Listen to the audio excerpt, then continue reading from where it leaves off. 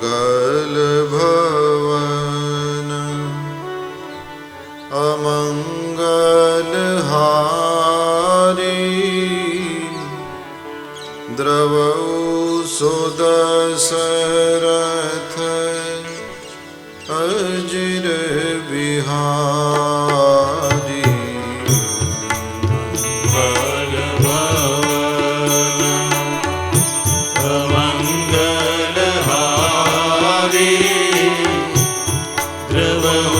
सुदशरथ अजिर बिहारी। मंगल भवन अमंगल हारी द्रवौ सुदशरथ अजिर बिहारी।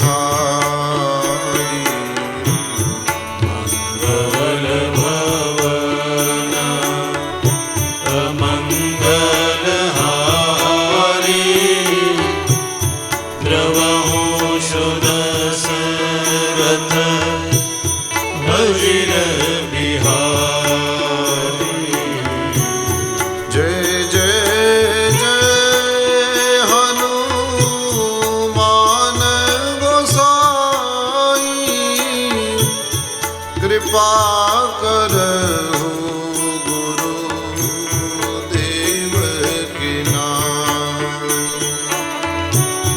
जय जय जय हनुमान गोसाई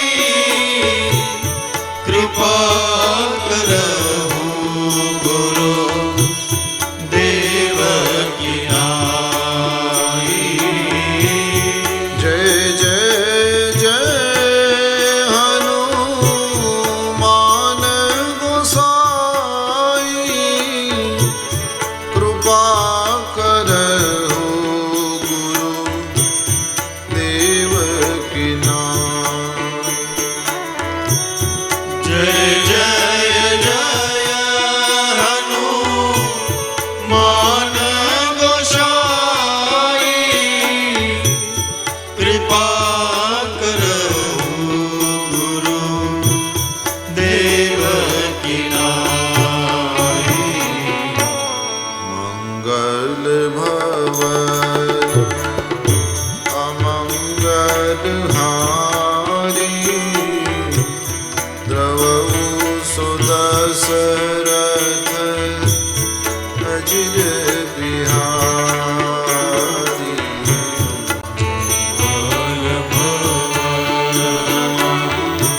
अमंगल हारी द्रवौ सुदशरथ अजिर बिहारी। मंगल भवन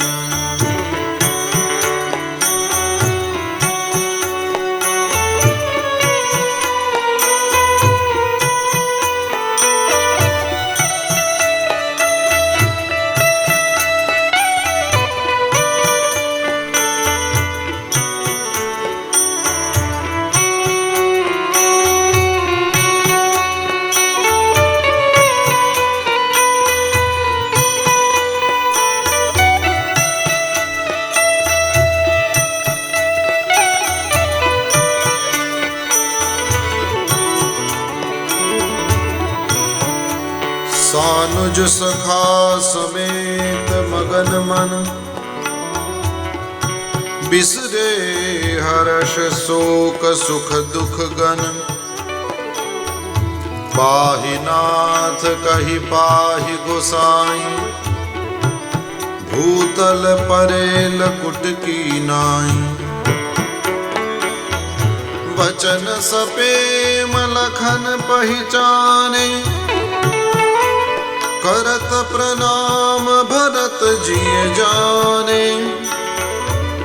बंधु स्नेह सरस यही ओरा उत साहिब सेवा बस जोरा। मिली न जाय नहीं गुदरत बनई सुख बिल लखन मन की गति भनई, रहे राखी सेवा पर भारू, चढ़ी चंग जनु खेच खिलारू। कहत सप्रेम नाई महिमा था, भरत प्रणाम करत रघुनाथा। उठे राम सुनि प्रेम अधीरा, कहूँ पट कहूँ निशंग धनु तीरा। बरबस लिए उठाई उर, लाए कृपा निधान। भरत राम की मिलन लखी, बिसरे सब ही अपान। भरत राम की मिलन लखी, बिसरे सब ही अपान। भरत राम की मिलन लखी, बिसरे सब ही अपान। बिसरे सब ही अपान। बिसरे सब ही अपान।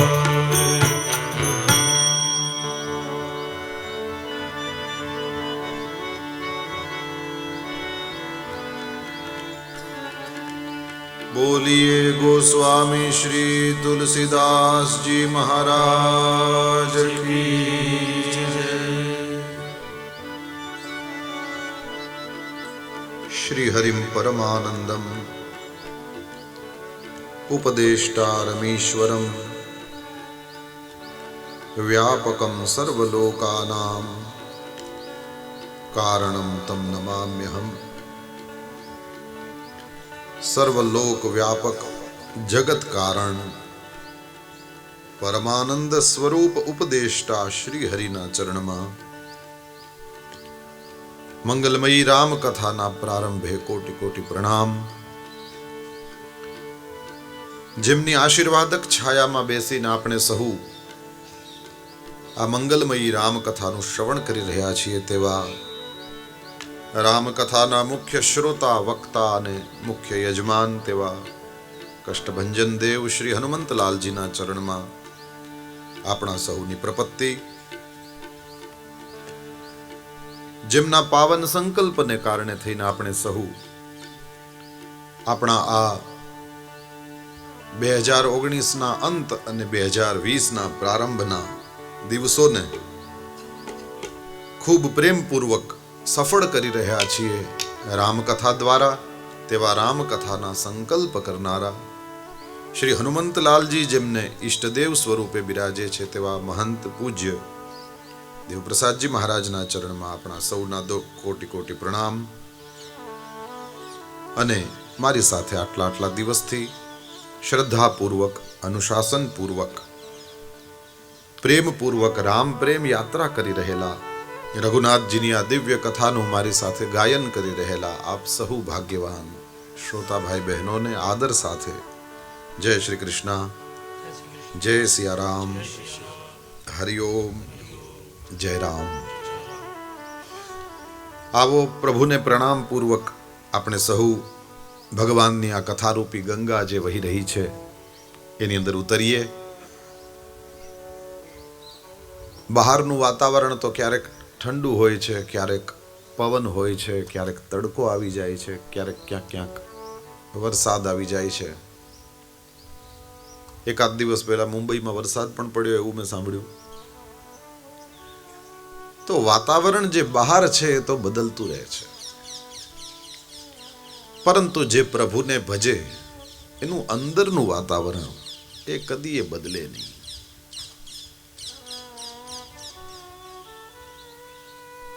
ભગવાનની ભક્તિ જે કોઈ કરે એના હૃદયની અંદર હંમેશને માટે થઈને વસંત। ભગવાન મહાદેવની હું ને તમે સ્તુતિ કરીએ છીએ આરતી પછી આ શ્લોક બધાને આવડે। कर्पूर गौरम करुणावतारम संसार सारम भुजगेन्द्रहारम्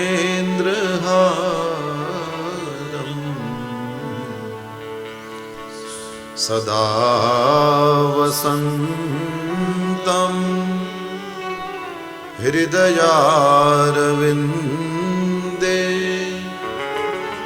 भवं भवानी सहितं नमामि।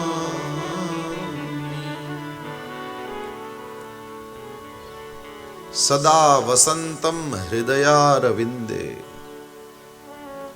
एक अर्थ छे ईश्वरः सर्वभूतानां हृद्देशेर्जुन तिष्ठति सर्वस्य चाहम हृदि सन्निविष्टः।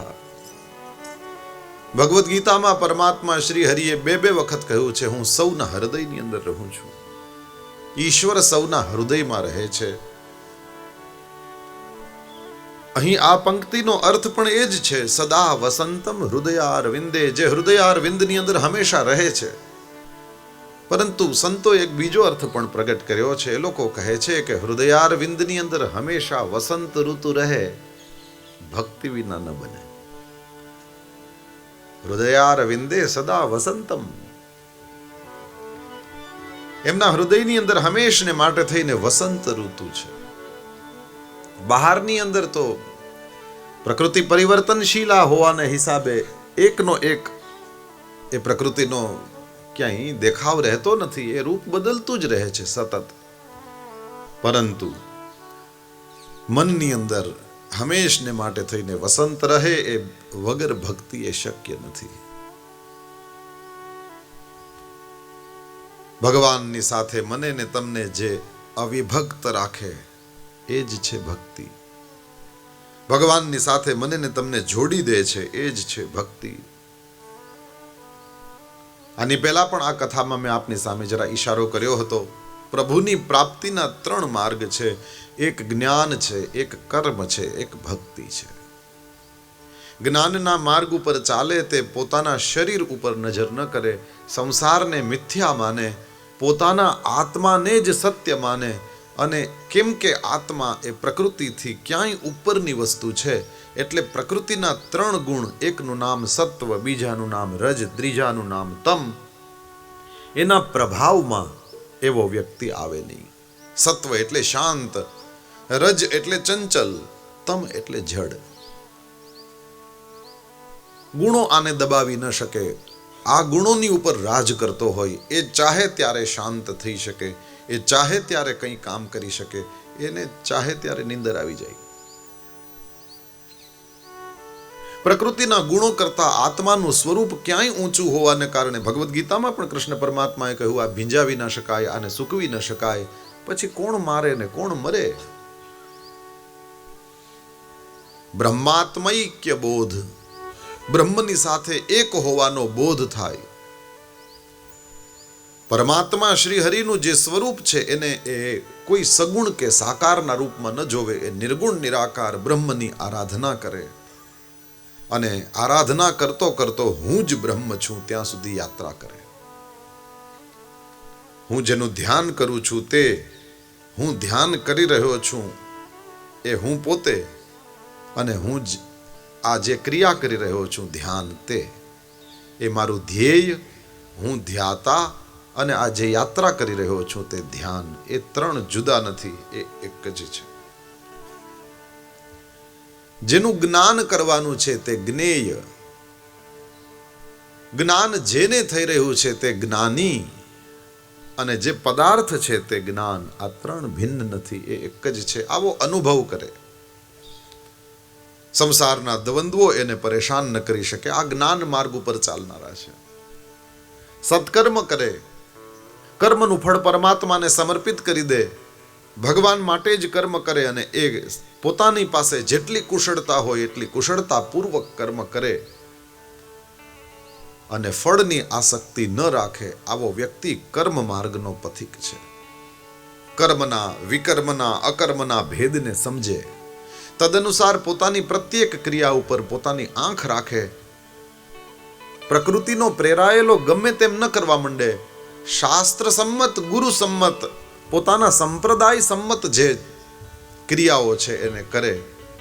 અને નિષ્કામ ભાવથી કર્મ કરનારો એવો એ કરતા હોવા છતાં પણ એ કર્મોથી લેપાતો નથી. કર્મ માર્ગનો પથિક પરમાત્મા સુધી પહોંચે છે. જ્યારે ત્રીજો રસ્તો છે એ ભક્તિનો છે. ભક્તિની અંદર અનેક ભાવો છે. કોઈ ભગવાનને દાસ ભાવથી ભજે, ભગવાનને પોતાના સ્વામી માને. કોઈ ભગવાનને પુત્ર ભાવથી ભજે અને ભગવાનને પોતાના પુત્ર અને પોતાને ભગવાનના પિતા અથવા તો માતા સમજે. કોઈ ભગવાનની સાથે મધુર ભાવથી સંબંધ રાખે, પોતે ભગવાનના પ્રિયતમા છે અને ભગવાન એના પ્રિયતમ છે.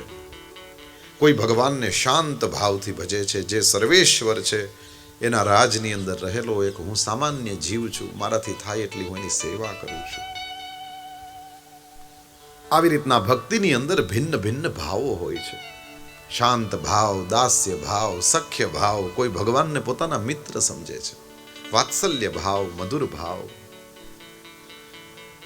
ભક્તિની અંદર ભગવાનની સાથે મારો તમારો કંઈ ને કંઈ સંબંધ હોય છે. જે ભગવાનની સાથે પોતાનો સંબંધ બનાવે અને પછી તદનુસાર જ એની સાથે રહે. જેણે ભગવાનને સ્વામી માન્યા એ ભગવાનનો ફોટો પણ જોવે તો એની સામે જેવી રીતના એક શેઠની સામે નોકર ઊભો હોય અને એની આજ્ઞાની એ પ્રતીક્ષા કરતો હોય, પોતાના થાક, પોતાની નિંદર, પોતાની ભૂખ વગેરેની પરવા કર્યા સિવાય પોતાના સ્વામીને એ સુખ આપવા માટે થઈને બધું કરતો હોય, આવી રીતના જે રહે છે તે ભગવાનના દાસ્ય ભાવના સેવકો છે. મધુર ભાવના સેવકો પરમાત્માની સાથે હૃદયનો મધુર ભાવ જોડે છે, પ્રેમ કરે છે. વાત્સલ્ય ભાવવાળા ભગવાનને નાનકડું બાળક સમજે, એટલા માટે થઈને એ લોકો ઠાકોરજીની પોતાના શરીર કરતાં પણ વધારે પરવા કરે. ગરમીનો સમય હોય એવે સમયે ઠાકોરજીની સામે સુંદર જલનું પાત્ર ભરે, એની અંદર ગુલાબની પાંખડીઓ પધરાવે, ગુલાબ જલનો આજુબાજુ છંટકાવ કરે. ગરમીની સિઝનમાં આવું બધી રીતના સેવા થાય. ને જ્યારે ઠંડીની સિઝન હોય એવે સમયે ઠાકોરજીને સરસના ગરમ વસ્ત્રો ધારણ કરાવડાવે, એમની પાસે અંગીઠી રાખે અને જેનાથી શરીરમાં ગરમી આવે એવી વસ્તુઓનો ભોગ લગાવે, ફૂલો બહુ દૂર રાખે, આવું બધું કરે. જેવી સિઝન એ પ્રમાણે એ ભગવાનની સેવા કરે. પરમાત્માની સાથે જે જેવા ભાવથી જોડાય છે, ભગવાન પણ એની સાથે એવા ભાવથી જ વર્તન કરે. મારા ગુરુદેવ ભગવાન પૂજ્ય ભાઈશ્રી પાસેથી મેં એક વાર્તા સાંભળેલી. કહે છે એક ડોકરી હતી અને એ માજી લાલાની સેવા કરે. નાનકડા એવા બાલકૃષ્ણને પોતાની સેવામાં પધરાવેલા અને પેલી એની આખો દિવસ કંઈ ને કંઈ સેવા કર્યા કરે. કોઈ સમયે માજી છે એ ઘરના કામકાજમાં હતા અને મંદિરમાં એક બિલાડો ઘૂસી ગયું. હવે ઠાકોરજી આ માજીની સેવાથી એટલા પ્રસન્ન કે એમને અનુભવ કરાવતા, એમની સાથે વાતો કરે, એમની સાથે ખેલે. ત્રીજું કોઈ ન હોય ત્યારે આવું બધું કરે. મૂર્તિ ન રહે, એમાંથી ભગવાન પ્રગટ થાય અને ભગવાન એ માજીની સાથે વાતોચીતો કરે, એની સાથે રમે, એના હાથે ખાય. કોઈ સમયે મંદિરમાં બિલાડું ઘૂસ્યું અને ઠાકોરજી સિંહાસન ઉપરથી કૂદકો મારીને માજી જ્યાં કામ કરતા હતા ત્યાં જોરથી એની પાસે જઈને એને ચોંટી ગયા. માં પડતા પડતા માંડ બચ્યા અને ખીજાણા. એવડી મોટી 6 ગાઉની પૂતના આવી હતી, મારી નાખી હતી. આવડો મોટો શકટાસુર, બકાસુર, અઘાસુર, ફલાણાસુર, ઢીકણાસુર કંઈકને ચપટીમાં ચોડી નાખ્યા અને આવડા બિલાડાથી ડરે છે. આટલું બોલવાની વાર અને પાછા મૂર્તિ થઈને સિંહાસન ઉપર બેસી ગયા.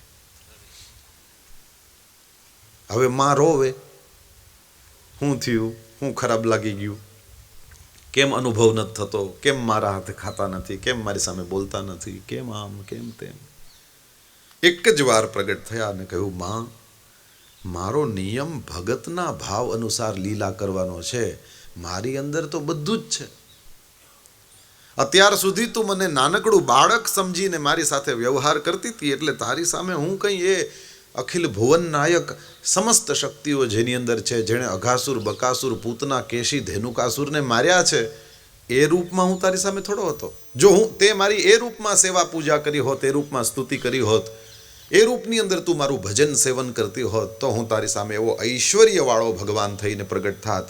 પરંતુ માં, તે મારી ભક્તિ નાનકડા બાળકના રૂપમાં કરી છે અને એટલા માટે થઈને હું તારી સામે એવી રીતે, અને તું મને ઓલું યાદ અપાવે કે તું તો કંઈ આવડો મોટો શક્તિશાળી છે ને અસુરોને મારી શકે છે, તો પછી એ જ રૂપમાં રહું. ભગવાન ભગતના ભાવ અનુસાર ભગતની સાથે વ્યવહાર કરે છે. હવે ખાલી સાંભળીને પૂરું કરી દેવા ન થતું. તમારા ઘરમાં જે ભગવાન છે, તમારા શું થાય છે તદનુસાર એની સાથે વ્યવહાર કરો તો તમને એ પરમ તત્વ, કેમ કે પરમાત્મા સર્વત્ર છે, સર્વદા છે. ગોસ્વામી તુલસીદાસજીએ પણ કહ્યું છે, હરિ વ્યાપક સર્વત્ર સમાના, હરિ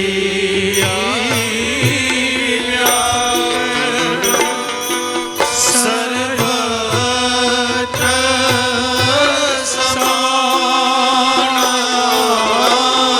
હરિ વ્યાપક સર્વત્ર સમાના,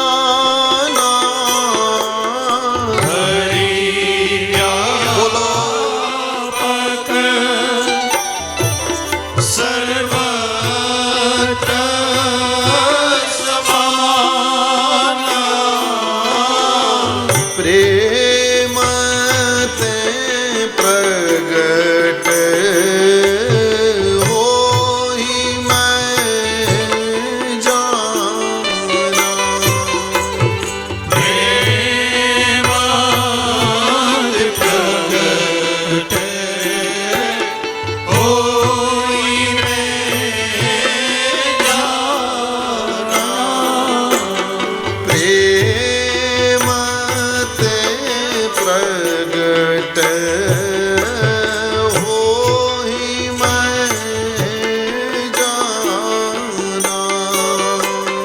પ્રેમાદ પ્રગટ હોઈ મેં જાના. પરમાત્મા સર્વત્ર છે, સર્વદા છે. ચતુશ્લોકી ભાગવતનો છેલ્લો શ્લોક, એતાવદેવ જિજ્ઞાસ્યમ તત્વ જિજ્ઞાસુનાત્મનઃ અન્વય વ્યતિરેકાભ્યામ યત સ્યાત સર્વત્ર સર્વદા. આપણે ભાગ્યશાળી છીએ, આટલા બધા જાણકારોની વચ્ચે બેસી રઘુનાથજીના દિવ્ય ગુણગાન કરવાનો અવસર મળે છે. આનાથી સ્વાંત સુખ પ્રેમ તે પ્રગટ હોઈ મેં જાના. પરમાત્મા શ્રી હરિ સર્વત્ર છે, સર્વદા છે. એક સાથે બધા વિદ્યાર્થીઓ બોલ્યા, યત સ્યાત સર્વત્ર સર્વદા. ચતુશ્લોકી ભાગવતના આટલા બધા શ્લોકો સરસ રીતે બોલી શકાય, કેવી આનંદની વાત છે. ભારતનું ભાગ્ય છે. હાજી, પરમાત્મા શ્રી હરિ સર્વત્ર બિરાજે છે, સર્વદા બિરાજે છે. એટલા માટે થઈને તમારા ઘરની અંદર પણ બિરાજે છે. અત્યારે તમે જ્યાં બેઠા છો ત્યાં પણ બિરાજે છે. પણ વસ્તુ પકડી રાખવાની, જેને વાત્સલ્ય ભાવ છે ભગવાન માટે, એણે સતત વાત્સલ્ય ભાવ વધે એવા જ સ્વરૂપો પધરાવવા, એવી જ વાર્તાઓ વાંચવી, એવા જ પદો ગાવા. શ્રી સુરદાસજીનો ઠાકોરજી પ્રત્યે વાત્સલ્ય ભાવ છે. બધી જ લીલાઓનું દર્શન, પરંતુ એમના જે આરાધ્ય દેવતા, ઈષ્ટ દેવતા એ બાલક પ્રભુ. ભગવાન મહાદેવ પણ રામાયણની અંદર ઈષ્ટ દેવ મમ બાલક રામા સોઈ મમ ઈષ્ટ દેવ રઘુવીરા. પરમાત્મા શ્રી હરિના એને એ ઈષ્ટ ભાવે ભજે છે, પણ બાલક સ્વરૂપે ભજે છે. કાગભૂષુંડીજી મહારાજ પણ બાલક રામની સાથે 5 વર્ષના થાય ત્યાં સુધી અયોધ્યાના એ પેલામાં મહેલની અંદર પ્રભુ બિરાજતા હોય ત્યાં કાગડાના રૂપની અંદર ત્યાં જાય છે, રહે છે. પોતપોતાના ભાવ અનુસાર આ ખાસ મહત્વની વસ્તુ છે. જે લોકો સાધના ઉપાસનામાં સાંપ્રદાયિક રીતે આગળ વધવા માંગતા હોય, હજી સારી ભાષામાં હું ને તમે સમજી શકીએ એમ કહીએ તો સિસ્ટમેટિકલી આગળ વધવા માંગતા હોય, એવા લોકોને માટે થઈને શાસ્ત્રમાં આ માર્ગદર્શન છે. ભગવાન સાથે કેવો સંબંધ છે તમારો પહેલા એ જુઓ, અને પછી એ પ્રમાણે જ તમારો જપ, પાઠ, કીર્તન, તમારા ઘરમાં ફોટા, તમે જે કીર્તન વાંચો, વાર્તાઓ વાંચો, બધું એવું જ હોવું જોઈએ કે આપણા એ ભાવને વધારે. તો વ્યવસ્થિત રીતે તમે યોજનાબદ્ધ રીતે આગળ વધ્યા કહેવાઓ, અને તો પછી એના ફલ પ્રાપ્ત થાય. રઘુનાથજી નહીતર તો મોટા ભાઈ છે આપણે કહીએ, અથવા તો એને સગા ભાઈ છે ભરતજીના, પરંતુ તમે ભરતજીના ભાવને જુઓ તો સતત હું સેવક છું અને મારા સ્વામી છે પ્રભુ. સતત પોતાની જાતને, કારણ કે ભક્તિના માર્ગ ઉપર ચાલે છે, અને જે ભક્તિના માર્ગ ઉપર ચાલતો હોય એ સ્વામી કરતા કોઈ દિવસ આગળ ન ચાલે, હંમેશને માટે પાછળ રહે, હંમેશા સ્વામીની આજ્ઞાને માટે થઈને ઉત્સુક રહે, મને કંઈક આજ્ઞા કરે. પોતાનાથી થાય એટલું સ્વામીનું સુખ પ્રાપ્ત થાય, સ્વામીને સુખ પ્રાપ્ત થાય એવી ચેષ્ટા કરે. જો પોતાના વડે ક્યાંય પણ સ્વામીને શ્રમ થાય તો એ શોકના સાગરમાં ડૂબી જાય. શ્રી ભરતલાલજીને તમે જોશો તો એની અંદર તમને આ બધી જ વસ્તુઓના સ્પષ્ટ દર્શન થશે. વૈષ્ણવનો દિલ કપાઈ જાય જો ઠાકોરજીને જરા કઈ શ્રમ થાય. એનાથી આ એક ચીજ સહન નહીં થાય, કારણ કે સેવામાં કલંક લાગે છે. જ્યારે સ્વામીને કષ્ટ પડે ને પેલો સેવક છે, એટલા માટે થઈને આપણે ત્યાં કહેવામાં આવ્યું, જેની નજર મેવા ઉપર એને સેવા કરવી જ નહીં. સેવક સુખ ચાહ માન ભિખારી, નભ દૂહી દૂધ ચાહત એ પ્રાણી. આકાશમાંથી કોઈ દી દોવાય નહીં ને દૂધ નીકળે નહીં, એમ સેવકો માટે થઈને સુખ ને ક્યાં. સ્વામી એનું સર્વ પ્રકારે ધ્યાન રાખતા જ હોય છે, પરંતુ સેવકે સુખ ઈચ્છાય નહીં. જેમ વિદ્યાર્થીએ સુખની કામના ન કરાય. અત્યારે એનું શરીર, મન, બુદ્ધિ આ બધું તૈયાર થઈ રહ્યું છે, એ સમયે પોતાના સુખની ચેષ્ટા ન કરે. એવા વ્યક્તિએ સૌથી વધારેમાં વધારે પોતાની જાતને યોગ્ય બનાવવાની કોશિશ કરવાની હોય. મને બહુ પૂછવાની આદત નથી, મને સરખી ખબર નથી, પણ આશા રાખું કે અહીંયા વિદ્યાર્થીઓને મોબાઈલ ફોન રાખવાની છૂટ નથી, અને છોકરાઓ પણ એને ખરેખર એવી રીતે જ લેતા હશે. તમારા ઘરની અંદર પણ તમારા બચ્ચાઓને બને ત્યાં સુધી ફોનથી દૂર રાખો. આપણે સિરિયલ જોવી એટલે છોકરાઓને ફોન હાથમાં આપી દીધો, અથવા આપણે બીજું કંઈક કામ છે એટલે એ આપણને હેરાન ન કરે ને વતાવે નહીં, એટલા માટે થઈને હાથમાં છોકરાઓને ફોન આપી દીધા, ટેબ્લેટ આપી દીધા. હાથે ભવિષ્યમાં બહુ નુકસાન કરશે. હજી તો નાનકડા બાળકોની આંખો તૈયાર થઈ રહી છે. જો એ સ્ક્રીન સામે વધારે જોશે તો, ગઈકાલે જ આપણે ચર્ચા કરતા ધર્મેન્દ્રભાઈ મને કે આ ખાસ કહેવા જેવું છે કે જો 40 વર્ષના થાય ત્યાં સુધીમાં તો બનશે કે ભૂલવા માંડશે એ લોકો. સતત સ્ક્રીનની સામે જોયા કરવાથી એની આંખો બગડશે. હજી એનું મગજ બીજી બધી દુનિયા જોઈને એનાથી તૈયાર થવું જોઈએ, એને બદલે આની અંદર ને આની અંદર પડ્યા રહેશે. અરે ભાઈ, સ્ક્રીન ઉપર દેખાતા ઝાડવાથી કંઈ થોડો ઠંડો પવન આવે? સ્ક્રીન ઉપર દેખાતા ઝાડવામાંથી થોડા ફળ તોડી હગાય? નદીનો ફોટો જોવો એ એક વાત, ને નદીએ જઈને બેહવું એ એક બીજી વાત. જે બેઠા છે ને જે જોવે છે એ લોકોને બધાને ખબર છે કે આ બે જુદી જુદી બાબતો છે. સ્ક્રીન ઉપર દેખાય ભલે, પણ ત્યાં છે નહીં. તો જે છે જ નહીં એને જોઈ જોઈને હું ખુશ થવાનું? વૃક્ષનો આનંદ લેવો હોય તો વૃક્ષની નીચે જઈને બેસો. ઓરિજિનલ વસ્તુઓ ભગવાને દુનિયામાં હજી બધી રાખી છે.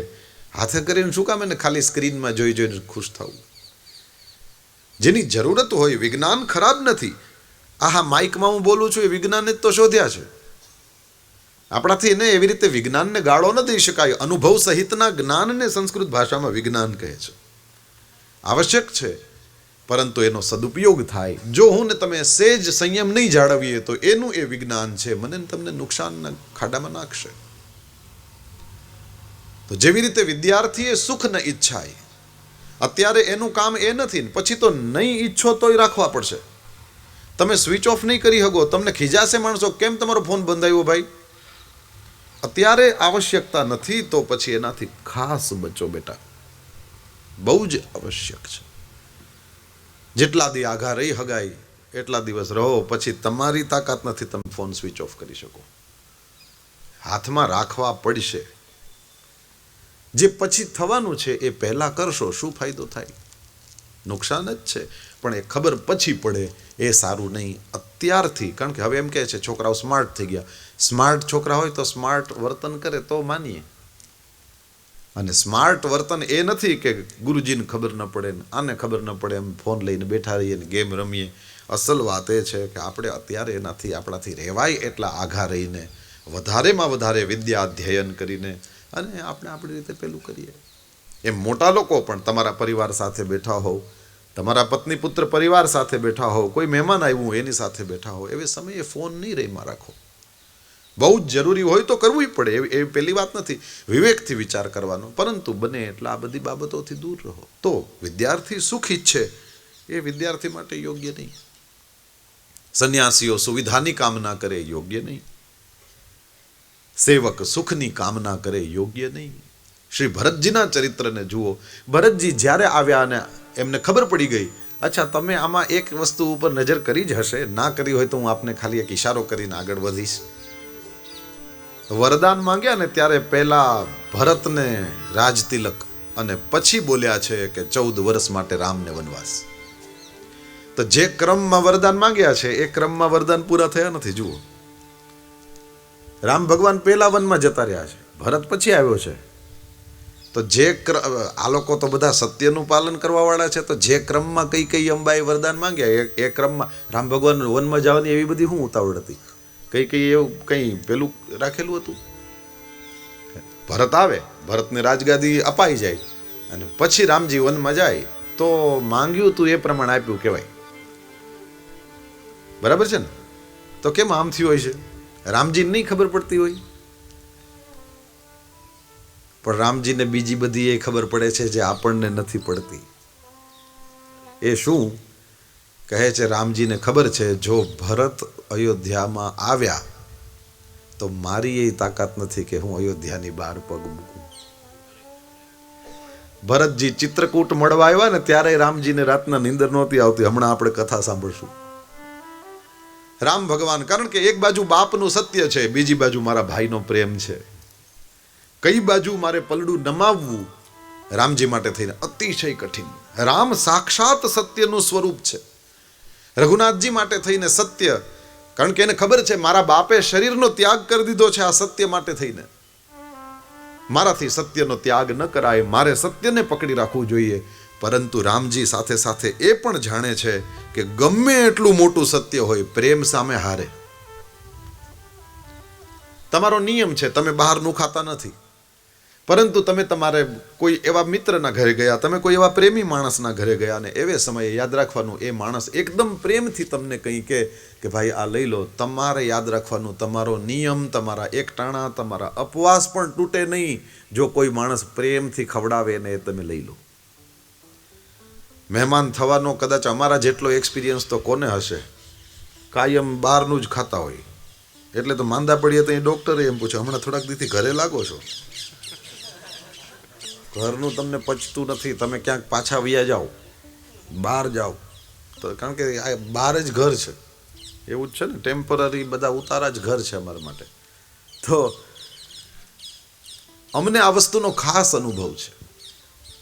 ગઈકાલે મેં કોઈની સાથે શેર પણ કર્યું, જનરલી ખાટા ફળ હોય બપોર પછી નહીં ખાવા જોઈએ. અને કોઈના ઘરે ગયા હતા અને કેવડો મોટો પ્યાલો ખાટા ફળના રસનો પાઈ દીધો. તો આપણે તો મજ્જેથી કથા કરીએ છીએ, કાંઈ ફરક પડતો નથી. એનું કારણ બીજું કંઈ નથી, બસ આ જ વસ્તુ નહીં. આપણે કોઈનો પ્રેમ પીએ છીએ અને પ્રેમ કોઈ દી કોઈને વાયડો પડ્યો હોય એવું બન્યું નથી હજી સુધીમાં દુનિયામાં ક્યાંય. કોઈ દિવસ કોઈને પ્રેમનો અપચો થઈ ગયો હોય, પ્રેમ વાયડો પડ્યો હોય, પ્રેમ હૈદો ન હોય, એવું બને નહીં. પ્રેમ બધાને સદે, એના વડે કરીને કદી એ કોઈનું ક્યાંય અહિત ન થાય. રઘુનાથજીના પ્રેમનું સાક્ષાત રૂપ છે ભરતજી મહારાજ. તમે આમને જુઓ, રામાયણની અંદર આ જ્યાં જ્યાં ઊભા છે ત્યાં પોતાની સુગંધ વિખેરે છે, સૌને સુખી કરે છે. કોઈ જગ્યા એવી નથી જ્યાં ભરત કોઈને વાયડો પડ્યો હોય. પ્રેમની વાત છે. તો રામ ભગવાન એ બરાબર સમજે છે કે સત્ય પોતાની જગ્યાએ શ્રેષ્ઠ સ્વરૂપમાં વેલસે છે, સવાલ જ નથી. સત્યના આધારે તો આ દુનિયા ટકેલી છે, પણ વાત જ્યારે પ્રેમની આવે ત્યારે એ તો સત્યથી પણ ચડિયાતો સાબિત થાય છે. સત્ય પણ પ્રેમના ચરણમાં ઝૂકે છે. જગતનો સર્વોત્તમ જો કોઈ ધર્મ હોય, જગતનું સર્વોત્તમ કોઈ તત્વ હોય તો એ પ્રેમ જ છે. પ્રેમ જ. કૃષ્ણ કનૈયાને આપણે એટલા માટે થઈને દિલ ફાડીને પ્રેમ કરીએ છીએ, કારણ કે એ એક દેવતા એવો ઉતર્યો હાથમાં પ્રેમનું વાદ્ય મોરલી લઈને, અને પ્રેમ કરવા માટે થઈને જગત આખાની સામે એ એવી રીતે નાચ્યા, એવી રીતે બધાના પક્ષમાં રહ્યા કે આપણને દેખાય કે જુઓ, જગતનું સર્વોત્તમ તત્વ છે એ પ્રેમ જ છે, ભક્તિ જ છે. હું તો કયા કરું છું ભાઈ, મહાભારત ખોલીને જોજો, પાંડવોમાંય કંઈ અપલખણ નથી એવું નથી હો. પાંડવો કંઈ 100% હારા હતા એવું કંઈ છે નહીં કંઈ, અને કૌરવો કંઈ 100% ખરાબ હતા એવું થોડું છે. મહાભારતની સિરિયલ જેણે જોઈ બધાને ખબર છે, એક સમયે દુર્યોધન આવતો હતો બહારથી હસ્તિનાપુરમાં અંદર, અને ગરીબ પતિ પત્ની ઉભેલા, અને રાજકુમાર કહીને રથની પાછળ દોડ્યા. પેલા એ રથ ઊભો રાખ્યો છે, બોલો શું છે? કે દીકરીના લગ્ન કરવા છે અને અમારી પાસે કંઈ પૈસાની સગવડ નથી. અરે એમ થોડું બને, તમારી દીકરી મારી બેન કહેવાય. અને તરત જ સેવકોને આજ્ઞા કરી, દુર્યોધને પૈસા અપાવડાવ્યા અને છોકરીને લગ્ન કરાવડાવ્યા. કેવી રીતે બને આ ચીજ? પણ મહાભારત છે જ એ વસ્તુ, એની અંદર સજ્જનોની કમીઓનું વર્ણન પણ છે અને દુર્જનોની અંદર રહેલી કોઈ સારી બાબતોનું પણ વર્ણન છે. એટલા માટે થઈને આપણા ગુજરાતનું ઘરેણું, અને હવે તો ભારત સરકારે પણ પદ્મશ્રી દ્વારા જેમને નવાજ્યા છે એવા મહાન શ્રેષ્ઠ ચિંતક ગુણવંત શાહ સાહેબ તો કહે છે કે મહાભારત શું છે? કહે છે, મારી દ્રષ્ટિએ એ માનવ સ્વભાવનું મહાકાવ્ય છે. મહાકાવ્ય તો છે, 1,00,000 શ્લોક માનવ સ્વભાવનું આની અંદર દર્શન મને ને તમને કરાવ્યું છે વ્યાસજીએ. કૃષ્ણને જોયા પછી પણ દુર્યોધન જ રહ્યો. દુશાસનમાં કંઈ ફેર ના પડ્યો, શકુની કર્ણમાં કંઈ ફરક ના પડ્યો. અને પેલી બાજુએ આવા ભયંકર રાક્ષસો જેવા સામે સગાવાલા ઊભા હતા, છતાંય તે દુર્યોધન વગેરેને જોઈને યુધિષ્ઠિર, ભીમ, અર્જુન, નકુળ, સહદેવ, દ્રૌપદી, ઉત્તરા, કુંતી, કોઈનામાં ફેર ના પડ્યો. હારા જ રહ્યા, અને ઓલા વાંકા જ રહ્યા, કંઈ ફરક જ ના પડ્યો. માનવ સ્વભાવ એ છૂટતો નથી. આપણે ત્યાં કહે છે ને, પ્રાણ અને પ્રકૃતિ સાથે જાય, આ વસ્તુ છે. તો આની અંદર એ પાંડવોને તમે જુઓ તો કંઈ એવા બધા તમને એવું નહીં દેખાય કે ઓ આ હાવ સાધુ સંતો જેવા હતા અને કાયમ માળા લઈને બેઠા રહેતા. આની અંદર કોઈ અપલખણ નહોતું, ના એવું નથી. પણ કૃષ્ણ એની સાઈડમાં રહ્યા એ મને ને તમને બતાવે છે કે ભાઈ, અપલખણ ન હોય એવો દુનિયામાં કોઈ માણસ હોય જ નહીં, બધા અધૂરા જ છે.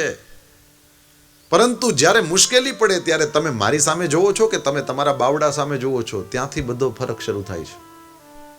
અસુર તત્વ જ એ છે, કોઈ ઈશ્વર તત્વને માનતા નથી. કોણ ભગવાન? કેવો ભગવાન? આ જે કંઈ છે અમારું મેળવેલું છે, જે કંઈ કરીએ છીએ તે અમે કરીએ છીએ, અમારે કોઈ ભગવાનની જરૂરત નથી. આ દુર્યોધન વૃત્તિ છે. અને દુનિયામાં એવા માણસો પણ હોય, કોણ ભગવાન? આ બધી આપણી મહેનતનું ફળ છે ભાઈ. અહીં પસીનો પાણી ઉતરો તો અહીં આ બધું બન્યું છે. પહેલા બીજ તો તે વાવ્યા, પણ ઉપરથી પાણી થોડું તે વરસાયું છે. તારી પાસે થોડું કઈ સ્વિચ છે. પાંડવોમાં પણ તકલીફ તો હતી જ, પાંડવોની અંદર પણ અપલખણ તો હતા જ, પરંતુ પાંડવોની સાઈડમાં કૃષ્ણ રહ્યા. એનું કારણ મુશ્કેલી પડે, ભીડ પડે ત્યારે એ ભગવાન પાસે જતા હતા. તો પરમાત્માએ પણ પ્રેમનો મહિમા કર્યો છે. જો તમે મને પ્રેમ કરતા હો તો હું તમારા સમસ્ત દુર્ગુણોને પાછળ મૂકી દઉં અને હું તમારી સાઈડમાં રહું. અને ભગવાન જેને અપનાવે હંમેશને માટે અપનાવે. ભરતજી પ્રેમનું પ્રતીક છે મારી તમારી સામે.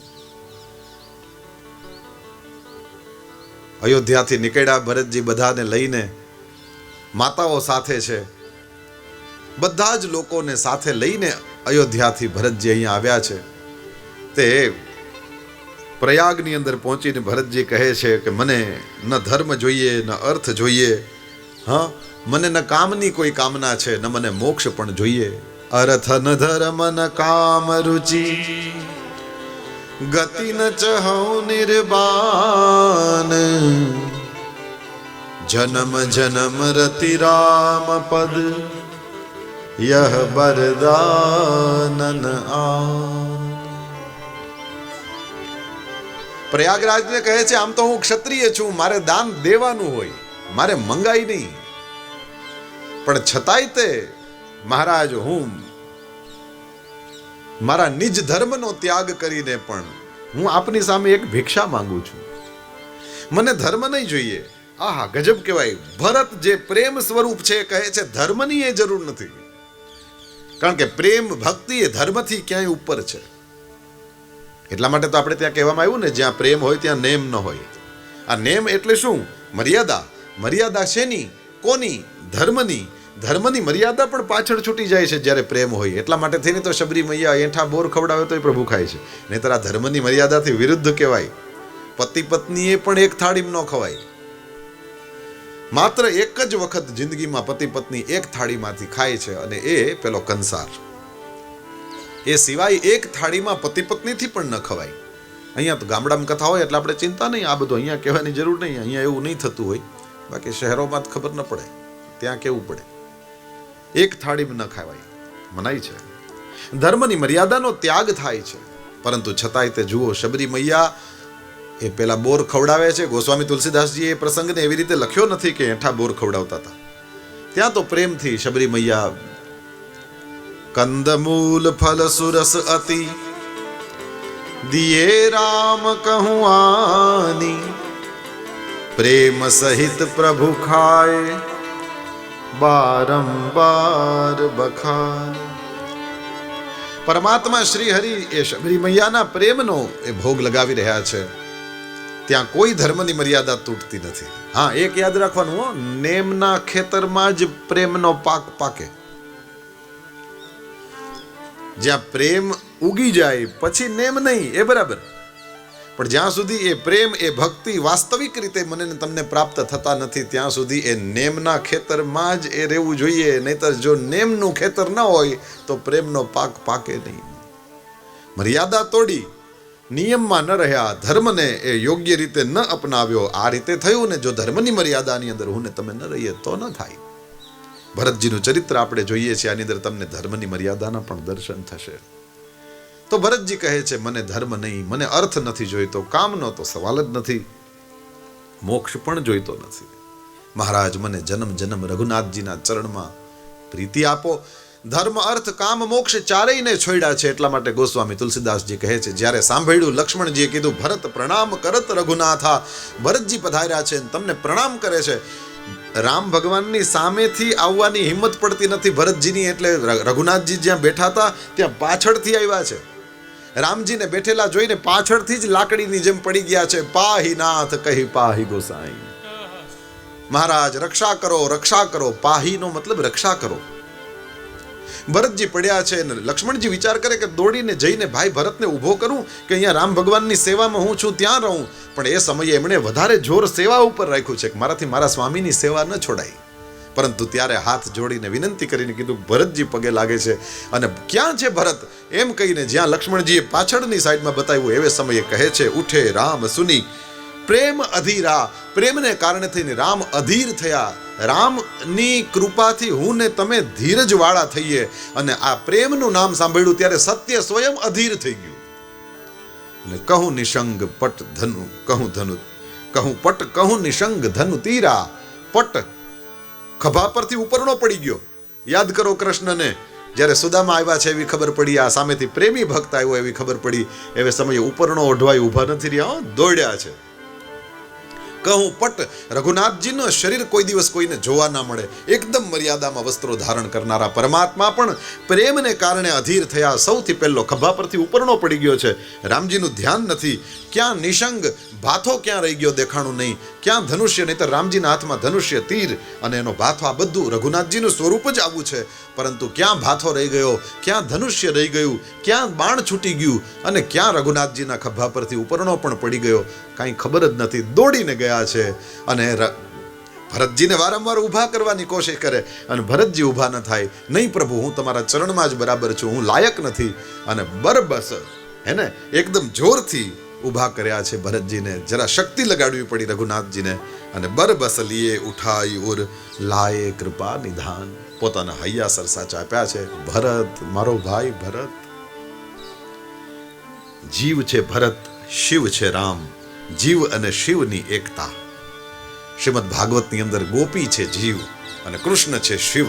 કૃષ્ણ અને ગોપી, જીવ અને શિવ, આત્મા અને પરમાત્માના મિલનની જે ચર્ચા છે, બરાબર એ જ વસ્તુ અહીંયા આ છે. સાધુ સંતો કહે છે ભરત રામાયણની ગોપી છે. ગોપી પ્રેમ કી ધ્વજા, એમ રામાયણની અંદર પણ ભરતજી છે એ ભગવાનના પ્રેમની ધ્વજા છે. હવે ભરતને જીવ સમજીને સાંભળો કથા તો પણ આનંદ આવે. અને બે ભાઈઓ વચ્ચે કેવો પ્રેમ છે, અમારા ભાઈઓ વચ્ચે આવો પ્રેમ હોવો જોઈએ. આવી રીતના આવા ભાવથી સાંભળો, વ્યવહારિક રીતે કથા સાંભળો કે આધ્યાત્મિક રીતે સાંભળો, એકદમ આનંદ આવે. બરબસ લીએ ઉઠાયુર લાયે કૃપા નિધાન, ભરત રામ કી મિલન લખી બિસરે સબહી અપાન. ચિત્રકૂટ જ જાણે વૃંદાવન થઈ ગયું. રામ જ કૃષ્ણ છે, ભરત જ ગોપી છે અને આ મિલન જ રાસ છે. રઘુનાથજી અને ભરતજી મળી ગયા. ભરતમાં રામ મળ્યા અને રામની અંદર ભરત મળ્યા. સામ સામે એકબીજાની અંદર મળી ગયા. જેટલા ઋષિ મુનિ કોલ કિરાત જે કંઈ જ્યાં હાજર હતા એ બધા જ પોતે પોતાની દેહ ભાન ભૂલી ગયા અને કોઈ કંઈ બોલી શકતા નથી. એક જગ્યાએ તો ગોસ્વામીજી એવું લખી દીધું છે કે મન બુદ્ધિ ચિત્ત અહંકાર બધાનો વિલય થઈ ગયો. અંતઃકરણના આધારે બહિર્કરણ છે. તમારે આમ હા પાડવી હોય ને તો પહેલા અંદર મનમાં સંકલ્પ થાય, બુદ્ધિ નક્કી કરે, ચિત્ત છે એ ચિંતન કરે અને તમને ખબર હોય કે હું આમ કરું છું, ત્યારે અંદરથી ધક્કો લાગ્યો હોય ત્યારે તમે આમ કરી શકો. પહેલા અંતઃકરણ કામ કરે છે, પછી બહિર્કરણ. આ માથું બહિર્કરણ કહેવાય, બહારનું સાધન છે. પહેલા અંદર બધું નક્કી થાય પછી આપણે કરીએ છીએ. અને એટલા માટે થઈને જ એ અંતઃકરણ વિશેષ શ્રેષ્ઠ છે. હવે અંતઃકરણ જ ન રહ્યું, હવે કોણ શું બોલે, કોણ શું સાંભળે, કોણ શું કરે.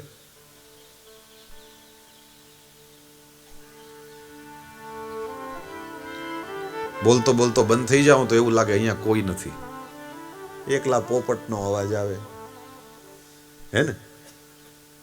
એવી રીતના જાણે બધું જ શાંત થઈ ગયું.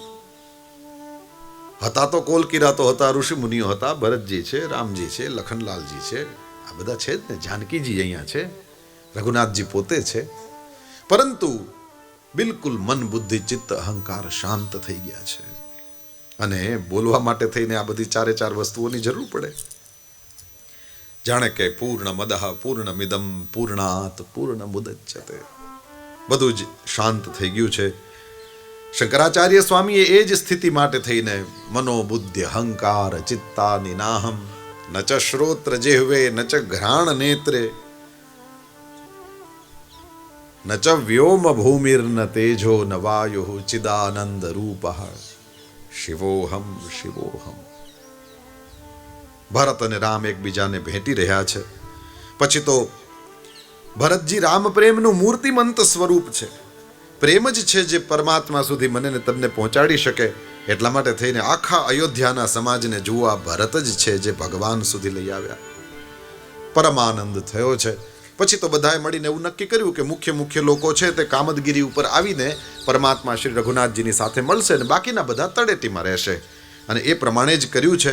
શત્રુઘ્નજીને પછી તો પેલા ગુહે બધાને પ્રણામ કરીને કહ્યું કે મહારાજ, માતાઓ આવ્યા છે, ગુરુદેવ વશિષ્ઠજી પધાર્યા છે. અને જ્યાં ગુરુદેવ પધાર્યા એવી ખબર પડી, શત્રુઘ્નને કહ્યું છે તું અહીંયા જાનકીજીની પાસે રહેજે. જાનકીજીની રક્ષાનો ભાર સોંપ્યો. ત્યાંય તે એ વિવેક છે કે આ એકલા જાનકીજીને ન રખાય, મારે ગુરુદેવ પાસે જવું છે, મારી પાછળ લક્ષ્મણ પણ આવશે અને અહીંયા જાનકી એકલા, એટલે શત્રુઘ્નને ત્યાં રાખ્યા છે. અને પછી ગુરુદેવનું નામ સાંભળતાની સાથે તો તરત જ શ્રી રઘુનાથજી કામદગીરીથી નીચે ઉતર્યા. વામદેવ વશિષ્ઠ વગેરે ઋષિઓને ભગવાન શ્રી હરિએ દંડવત કર્યા છે. ઋષિઓએ પ્રેમથી આશીર્વાદ આપ્યા છે. નિષાદરાજ ગુહ પોતાનું નામ બોલ્યો, પોતાના ગામનું નામ બોલ્યો અને વશિષ્ઠજી મહારાજને દૂરથી દંડવત કરે છે. વશિષ્ઠજી એમને દૂરથી આશીર્વાદ પણ દેવા લાગ્યા. ત્યારે ભગવાન શ્રી હરિએ વિચાર્યું કે ગુરુદેવ આને હૃદયથી કેમ નથી લગાડતા? જેમ મને હૃદયથી લગાડ્યો તો શું આને અસ્પૃશ્ય માને છે? અને એવે સમયે પરમાત્મા શ્રી હરિએ તરત જ પરિચય કરાવ્યો છે. ગુરુદેવ, આ મારો સખા છે, આ ગુહ છે. અને આવી રીતના જ્યાં કહ્યું, જ્ઞાની પુરુષો ઈશારો તો સમજી જ જાય કે ભગવાન જેને પોતાના હૈયા સરસો ચાપતા હોય તો હું એવા કેવા બ્રાહ્મણપણાના અભિમાનમાં રહું અને હું ક્યાં એવા ઋષિપણાના અભિમાનમાં રહું. અને ભગવાન શ્રી વશિષ્ઠજી મહારાજ તુરંત ગયા છે અને પેલો દૂર, મહારાજ તમે પવિત્ર મોટા બ્રાહ્મણ છો અને હું તો સામાન્ય એક ગુહ છું, પરંતુ વશિષ્ઠજીએ પણ એ પેલાને જબરદસ્તી રામ સખા ઋષિ બરબસ ભેટા. રામનું ચરિત્ર કેવું સેતુનું ચરિત્ર છે. જ્ઞાતિ જ્ઞાતિના, વર્ણ વર્ણના, પૈસાદાર ગરીબના, ભણેલા અભણના કોઈ ભેદને રઘુનાથજી રહેવા ન દીધા. આમ ઇંગ્લિશમાં આઈ લખીએ ને એ આમ તમે જુઓ તો ગમે ત્યાં આઈ ઇઝ ઓલવેઝ કેપિટલ ને, આમ બધી જગ્યાએ મોટું માથું કાઢીને, પણ એના એ આઈને પાડી દો તો એચ જેવો થઈ જાય. અને એચ છે એને તમે આમ સીન જુઓ તો બ્રિજ જેવો લાગે. રઘુનાથજીએ બધાના આઈને પાડ્યા અને બધાને બ્રિજ બનાવ્યા. બધી જગ્યાએ ગુહ સામાન્યમાં સામાન્ય માણસ એહી સમ નિપટ નીચ કોઉ નાહી. ગોસ્વામી તુલસીદાસજી કહે છે આના જેવો નીચ કોણ, અને પેલી બાજુ બડ વશિષ્ઠ સમ કો જગ માહી. જગતની અંદર વશિષ્ઠજી જેવું ઊંચું કોણ, પરંતુ આ બંનેને રામજીએ ભેગા કર્યા છે. જનકજી અને વશિષ્ઠજી, જનકજી અને દશરથજીને ભેગા કર્યા. પરશુરામજી મહારાજ પોતાની રીતે ચાલતા હતા, એમને આ તરફ જોડ્યા છે. તમે જુઓ તો બધી જગ્યાએ રામ ભગવાનનું ચરિત્ર એ સેતુનું ચરિત્ર છે. આવી રીતના પરમાત્મા શ્રી હરિ એ પોતાના સેતુ રૂપ ચરિત્રને કરતા કરતા બધાને ભેગા કરતા જાય છે. રામ રાજ્યમાં કોઈ ઊંચું નહીં, કોઈ નીચું નહીં. જે સંસ્કારી છે, જે રામ પ્રેમથી પરિપૂર્ણ છે, બધા જ એક સમાન છે. પછી તો પ્રથમ રામ ભેટી કૈકેયી. રઘુનાથજીએ જોયું કઈ માતાને વધારે સંકોચ થતો હતો, એટલા માટે રામજી ત્યાં જઈને રામજી પોતાના વર્તનથી મને ને તમને બતાવે છે હું કઈ માતામાં કોઈ દોષ જોતો નથી. એટલે જે મારા ભગત હોય એણે મારી વાહે આવવું, મારા કરતાંય વધારે બુદ્ધિ છે એવું ન દેખાડવું. નહીતર પાછા આપણે ભગવાન પોતે બધું ક્લિયર કરી નાખે તોય આપણાથી રહેવાય નહીં. આપણે એમ કહીએ ના એ રામ તો કે તો હારા છે, એટલે બાકી કઈ નહોતા બરાબર. તો તું ભાઈ ગુરુજીથી આગળ વયો ગયો કહેવાય. એટલે આ ખાસ ધ્યાન રાખવાનું, ભગવાનથી આગળ વધારે આપણે આપણી અક્કલ નહીં ચલાવવાની. એટલે નહીં, ઘણા લોકો કર્ણના બહુ વખાણે ચડી જાય બિચારા, એને ધ્યાન નથી રહેતું કે તો એવું હોય તો કૃષ્ણ કરતાંય વધારે બુદ્ધિ થઈ ગઈ કહેવાય. ભગવાને આને ઓલું પૈડું ઘૂસી ગયું હતું ત્યારે મરાયો ને આ તેને. હા, તો કર્ણ માટે આટલી દયા કેમ ઉત્પન્ન થઈ? કઈ માસીનો દીકરો થાય છે? જે પાત્રોની સાથે ભગવાનનો શું વ્યવહાર છે જુઓ. શક્તિ તો અમાપ છે, પણ દુર્યોધન જેવા નાલાયક માણસોના કામ કરવા માટે થઈને જેની શક્તિ વપરાતી હોય, ભગવાન કે એના પૈડાઈ ખૂતી જાય, ખતમ. હું વળી પાછો બોલું, પાંડવો બહુ કઈ સારા છે ને એનામાં અપલખણ છે એવું નથી પ્રભુ, પરંતુ એ ગમે ત્યારે ભગવાનની સાઈડમાં રહ્યા છે. નારાયણી સેના જે દુર્યોધન લઈ ગયો એના વિશે ઓલા મહાભારતમાં લખ્યું છે 3 કરોડ ગોપોની સેના હતી એ. અને દુર્યોધનની સામે એક બાજુ કૃષ્ણ અને એક બાજુ 3 કરોડ ગોપ હોય તો એ કઈ કૃષ્ણને પસંદ ન કરે. એની અકલ એટલી જ હતી કે આ 3 કરોડ વધારે કે એક વધારે. અને એમાંય પાછા પ્રતિજ્ઞા કરીને બેસી ગયા છે કે 1 વર્ષ સુધી અસ્ત્ર શસ્ત્ર નહીં ઉપાડું. તો અહીં કંઈ પૂજા કરવા બોલાવવા છે, મહી માખણ ખવડાવવા બોલાવવા છે? અહીં તો કામ કરેવાની જરૂર છે. એટલે 3 કરોડ જોઈએ છે, એક નથી જોતો. ને બસ ન્યા મિસ્ટેક કરી ગયો. અને અહીંયા આ જગ્યા એવી છે કે ત્યાંથી અર્જુનપણું અને દુર્યોધનપણું, આપણી અંદર અર્જુનત્વ પણ હોય અને દુર્યોધનત્વ પણ હોય. આપણે કોઈ સમયે શ્રેય પસંદ કરીએ છીએ, કોઈ સમયે પ્રેય પસંદ કરીએ છીએ. અહીંયાથી બધા જુદા પડે. અમુક જણા એમ કે સત્ય માટે થઈને મરી જાય તોય વાંધો નહીં. મનુષ્યનું જીવન કેટલું છે, પણ પરોપકાર માટે થઈને જીવવું જોઈએ, કોકને કામ લાગવું જોઈએ. હા, આપણે આપણા જીવનની અંદર સત્યનું, પ્રેમનું પાલન કરવું જોઈએ. અને અમુક જણા કે કોઈ ઓછા નથી, એવા સિદ્ધાંતવાદીના પૂછડા થઈને ન બેઠું રહેવાય. આ 2 જાતના માણસો હોય. એટલે ઓલા દુર્યોધનના સંપ્રદાય વાળા છે ને આ અર્જુનના સંપ્રદાય વાળા છે. તમે જેનું નામ આપો તો કે એ કંઈ ઓછો નથી, ઓળખું. આ કંઈ ઓછો નથી માં જ હાયલું જાય એનું આખું. અને જે પરમાત્માના ભક્તો છે, જે પરમાત્માના સેવકો છે, કોઈ પણ કિંમતે, તમે જોયું ને 5 માંથી 1 પણ પાંડવ, દ્રૌપદી, કુંતી માતા, કોઈએ પણ, અરે છેક ઉત્તરા સુધી 3 પેઢી સુધી વાત આગળ ચાલી છે. કોઈએ ભગવાનનો આશ્રય ન છોડ્યો. એટલા માટે તો બાલકૃષ્ણભાઈ બહુ ફાઇન ભજન, आसरा इस जहां का मिले ना मिले, आसरा इस जहां. જે બાપુ શ્રી પધાર્યા છે, આપણે કથામાં પ્રેમથી સ્વાગત કરીએ. જય રામ.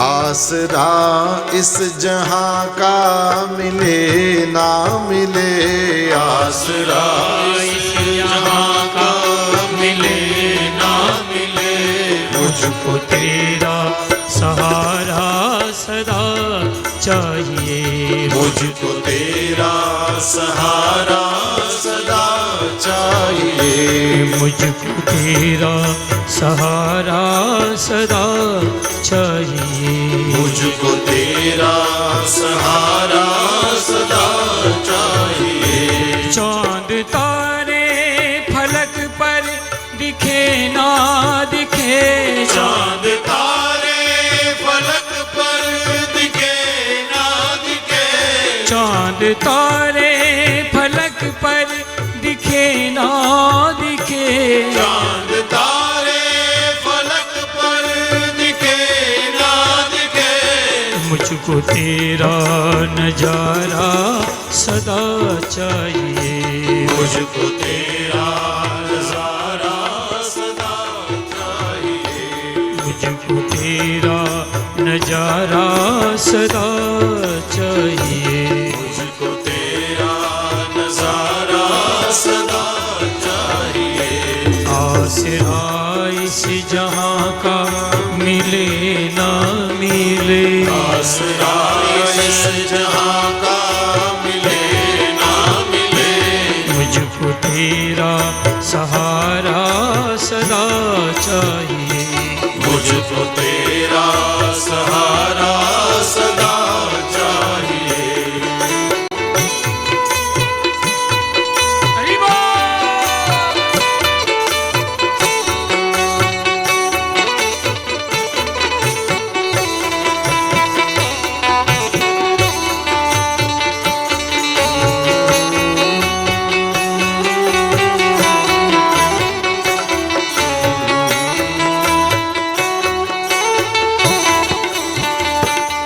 यहाँ खुशियाँ है कम और ज्यादा है गम, यहाँ खुशियाँ है कम और ज्यादा है गम, પાંડવોના जहाँ જીવનને જુઓ, देखो वही है हरम ही हरम, जहाँ देखो वही है हरम ही हरम, मेरी महफिल में सम्मा जले ना जले, मेरी महफिल में सम्मा जले ना जले, मेरे दिल में उजाला तेरा चाहिए, मेरे दिल में उजाला तेरा चाहिए, आसरा इस जहां का मिले ना मिले, आसरा इस जहां का मिले ना मिले, मुझको तेरा सहारा सदा चाहिए, मुझको तेरा सहारा सदा चाहिए।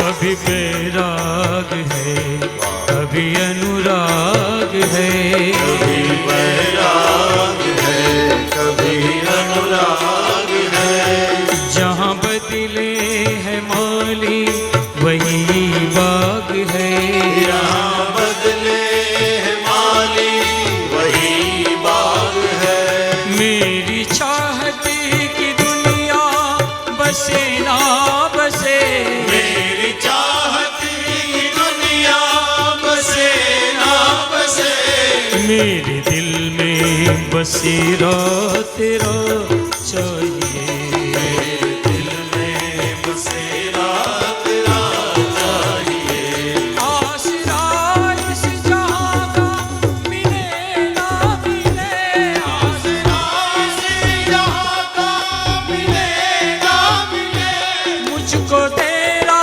सहारा सदा चाहिए, मुझको तेरा सहारा सदा चाहिए,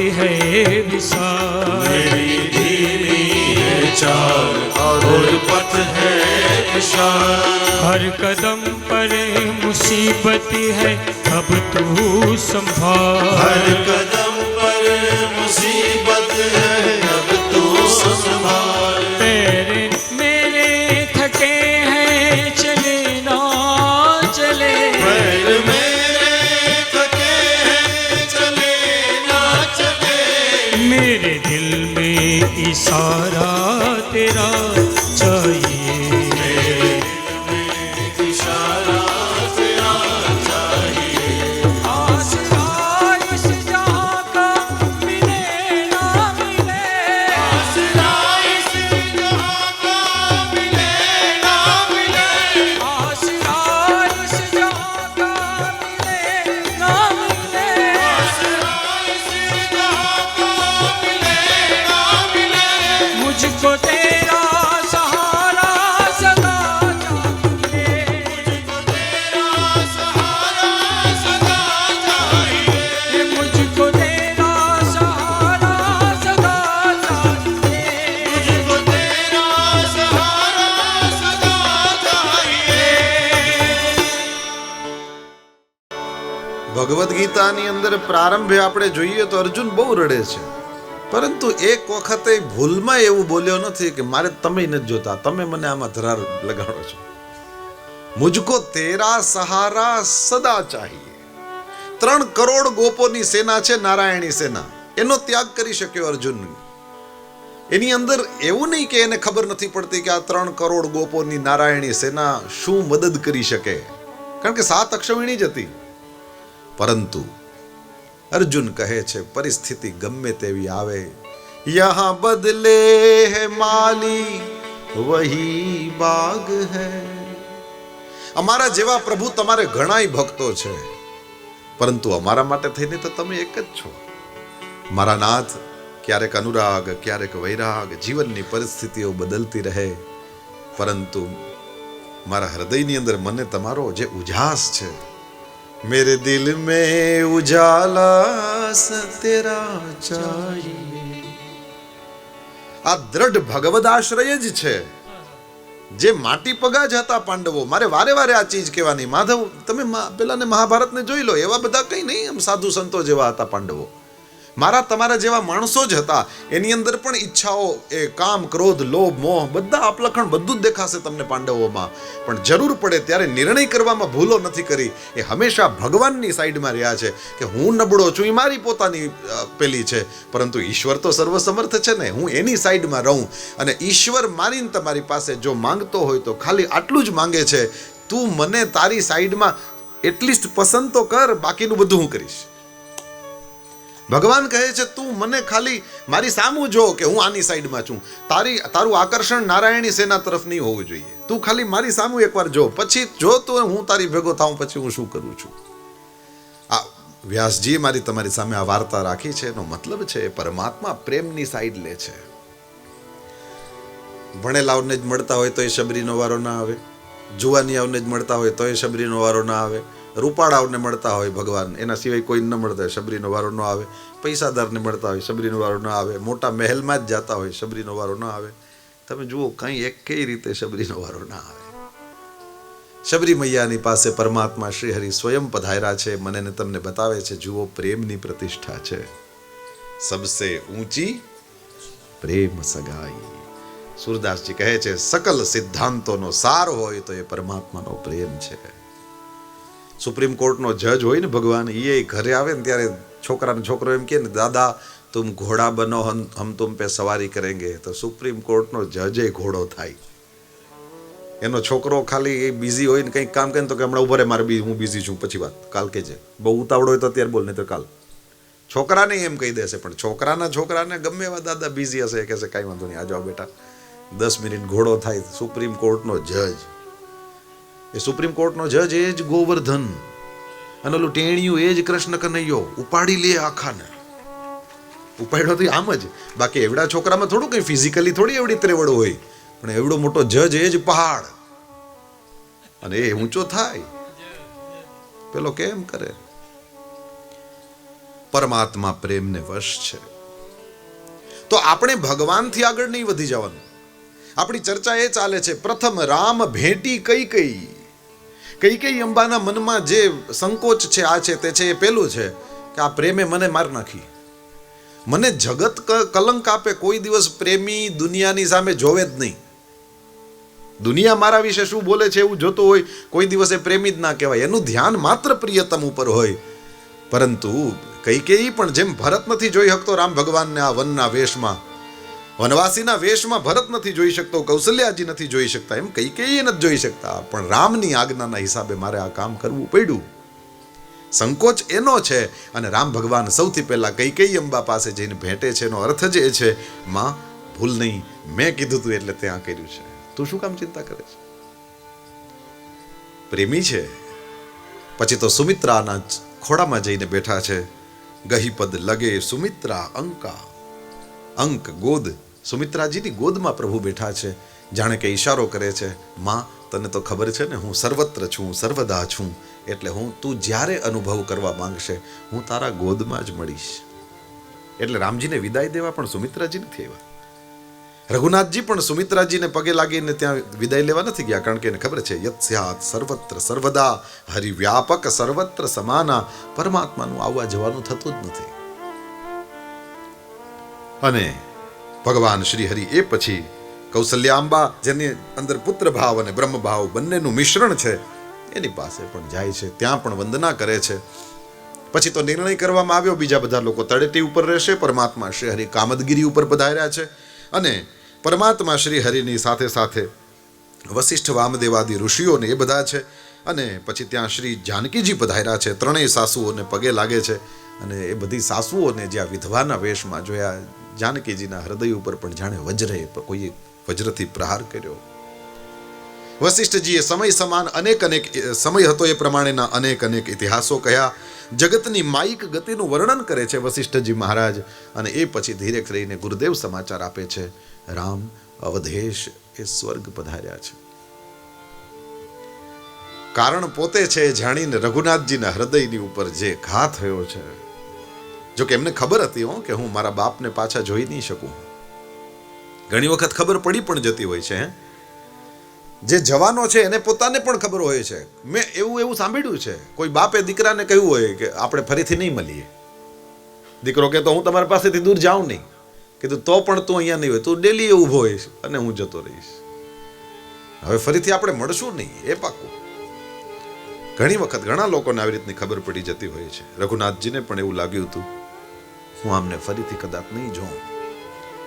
રામ ભગવાન તો દુનિયાને આ સંસારમાંથી મન ઉઠાવવાનું શીખવાડનારા છે. એ થોડા પિતાના પ્રેમની અંદર આવી રીતના મગન બને. પણ વળી પાછી ઓલી વાત યાદ રાખજો, ભગતનો ભગવાન માટે જેવો ભાવ હોય, ભગવાન પણ અવતાર લઈને આવે ત્યારે એવો જ ભાવ ભગત માટે પણ બતાવે. યે યથા મામ પ્રપદ્યન્તે તાંસ તથૈવ ભજામ્યહમ તથા એવ. મારા ગુરુદેવ ભગવાન પૂજ્યભાઈ શ્રી એવું કહે છે, ભગવદ્ ગીતામાં જ્યાં એવ શબ્દ આવે ત્યાં ચિંતન કરો. આ એવનો અર્થ જ થાય, હેને? જે મને જેમ ભજે છે હું તેને તેમ જ ભજું છું. આ એવ અનેક જગ્યાએ છે. તે પ્રાપ્નુવંતિ મામેવ સર્વભૂત હિતે રતાઃ સંનિયમ્યેન્દ્રિય ગ્રામમ સર્વત્ર સમબુદ્ધયઃ તે પ્રાપ્નુવંતિ મામેવ સર્વભૂત હિતે રતાઃ. જ્યાં એવ શબ્દ આવે ત્યાં ચિંતન કરો. પરમાત્મા શ્રી હરિ સૌને માટે થઈને પ્રેમ કરનારા છે. દશરથજી માટે થઈને હૃદયની અંદર ખૂબ સ્નેહ થયો છે. પ્રભુ બહુ દુઃખી થયા. કહે છે વાતાવરણ એવું થઈ ગયું જાણે આજે જ અવધેશજીનું અવસાન થયું હોય. રઘુનાથજીએ બિલકુલ પાણી પણ પીધા વિના એ દિવસ વ્યતીત કર્યો છે. વશિષ્ઠજી મહારાજે પોતે આગ્રહ કર્યો તો પણ કોઈએ જલપાન પણ કર્યું નથી. વશિષ્ઠજી કહે છે, હે રામ, પિતાનું જે શ્રાદ્ધ કરવું જોઈએ ભરતે તો બહુ વ્યવસ્થિત રીતે કર્યું છે, પરંતુ મને એમ લાગે મોટા ભાઈએ કરવું જોઈએ, એટલે હું આપને અહીંયા વિધિ કરાવું અને આપ અહીંયા તમારા પિતાનું શ્રાદ્ધ કરો. હા, રામાયણના એવા કરુણ પ્રસંગો છે અહીંયાથી આગળ. કહે છે દશરથજી પ્રગટ થઈ ગયા હતા કે પિંડ મારા હાથમાં દે રામ.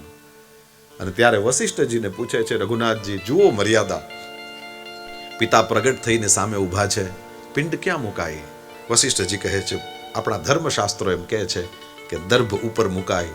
સામે દશરથજી હાથ લંબાવીને ઊભા છે તો પણ રઘુનાથજીએ પિંડ દર્ભ ઉપર જ મૂક્યો છે. પિતાજી વિધિ કહે છે દર્ભ ઉપર મુકાય. સામે દશરથજી ઊભા હતા તો એમના હાથમાં નથી આપ્યો. નહીતર લગ્ન સમયે આપણે વર્ણન વાંચ્યું કે અગ્નિદેવ સાક્ષાત પ્રગટ થયા છે અને આહુતિઓ અગ્નિદેવના હાથમાં આપવામાં આવી છે. સાક્ષાત અગ્નિદેવ પ્રગટ થઈને આહુતિઓનો સ્વીકાર કરે છે. પરંતુ અહીંયા રામજીએ સંપૂર્ણપણે વિધિને આદર આપ્યો છે. જેમ વશિષ્ઠજીએ કહ્યું એમ જ કર્યું છે. પછી તો મંદાકિનીમાં સ્નાન કર્યું, પ્રભુ શ્રાદ્ધ વિધિ કરે છે અને એ બાદ બધા કોલ કિરાત અયોધ્યાથી આવેલા લોકો એની સેવામાં લાગી ગયા છે. અયોધ્યાના લોકો ચારેય તરફ ત્યાં ચિત્રકૂટની અંદર ફરે. પેલા લોકો બધા એને નામ બતાવીને એના ગુણ બતાવીને બધા ફળો, બધી ખાવાની વસ્તુઓ, બધા વૃક્ષો બતાવે આમ તેમ. કારણ કે એના માટે થઈને તો એ ચપ્પા દેખાવા હતા. અને એ બધા જંગલની અંદર અયોધ્યાવાસીઓ બધા ફરે છે. ખૂબ છે.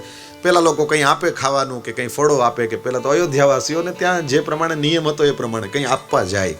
અને ત્યારે બધા કોલ કિરાતો કહે છે અયોધ્યાવાસીઓને કે મહારાજ અમે બધાય તો ચોરીયું કરવાવાળા, ન પીવાનું પીવાવાળા, ન ખાવાનું ખાવાવાળા, અને અમારી અંદર આ તમારી સેવાની ભાવના આવી ને અહીંયા રામ ભગવાન બેઠા છે અહીંયા એટલે મહારાજ અમે તો તમારા કપડાં ને વાસણ ને બધું ચોરીને નથી લઈ જતા ને એ જ અમારી બહુ મોટી સેવા સમજો. આ અમને આવાઓને અમને પણ પોતાની હાજરી માત્રથી સુધારી દીધા છે ને એ રામ તમારા છે.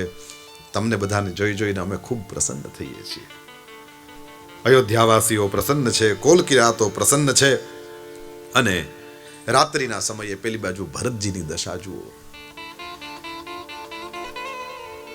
જેને જોઈને ભરદ્વાજજી પણ એવું બોલ્યા હતા કે અમે કેટલી જાતના સાધનો ને એવું બધું કરીએ ને, યજ્ઞ યાગ કરીએ ને ભગવાનના નામ લઈએ, ધ્યાન જપ પૂજા કરીએ, આ પૂજા પાઠ અને છોકરાઓને ભણાવીએ ને સંસ્કૃતિના રક્ષણ માટે થઈને અમે અમારા શ્વાસ લગાવીએ. એના હિસાબે હે ભરત અમને રામના દર્શન થયા. પણ પછી એક પ્રશ્ન થયો હતો કે રામના દર્શનનું ફળ શું? આ બધું કરવાથી રામના દર્શન થાય, રામના દર્શનનું ફળ શું? અને ત્યારે ભરદ્વાજજી મહારાજ મોઢે કહે છે કે ભાઈ ભરત તને જોઉં છું ને તો એમ લાગે છે કે આ બધું કરવાથી રામ મળે, રામના દર્શન થાય, પણ તને જોઉં ત્યારે એમ લાગે છે કે રામના દર્શનનું ફળ હોય તો એ ભરતનું દર્શન છે. આ એક ઋષિ બોલે છે. કોઈ વ્યક્તિનો ખાલી હૃદયનો ભાવ નથી બોલતો. આ એક ઋષિ જે વેદોને જાણનારા છે, જે ધર્મશાસ્ત્રોની મર્યાદાને જાણનારા છે, પ્રેમની પ્રતિષ્ઠા કરી છે ગોસ્વામીજીએ જબરદસ્ત. સહિત પ્રયાગ સુભાગ હમારા, આ પ્રયાગ સહિત અમારા ભાગ્ય છે ભરત કે તારા જેવો રામ પ્રેમી એના અમને દર્શન થયા. ભરતજી રાત્રિના સમયે અહીંયા નિંદર નથી આવતી. દિવસમાં ભૂખ ન લાગે, રાત્રિના સમયે નિંદર ના આવે, કારણ કે વિચાર જ કર્યા કરે છે કે આમ તો પ્રભુએ મને હૃદયે લગાડ્યો, પરંતુ મારા કારણે મારા નાથની દશા તો જુઓ કેવા દુઃખી થાય છે. એવો કયો ઉપાય, એવી કઈ યુક્તિ કે જેથી કરીને પ્રભુને અયોધ્યા પાછું આવવાનું થાય? અને આ નહીં જોયું, પ્રેમ હોય ત્યાં નિયમ નહીં. એ આ જ દશરથજીનું વચન છે, આ છે તે છે. ભરત ન સમજતા હોય એવું નથી. અયોધ્યાના મહેલમાં જ મોટા થયા છે, રામજીની સાથે જ મોટા થયા છે. ઉલટાનો પ્રેમી જેવો બીજાના પોતાના પ્રિયતમના સ્વભાવને ઓળખતો હોય એવો બીજો કોણ ઓળખતો હોય?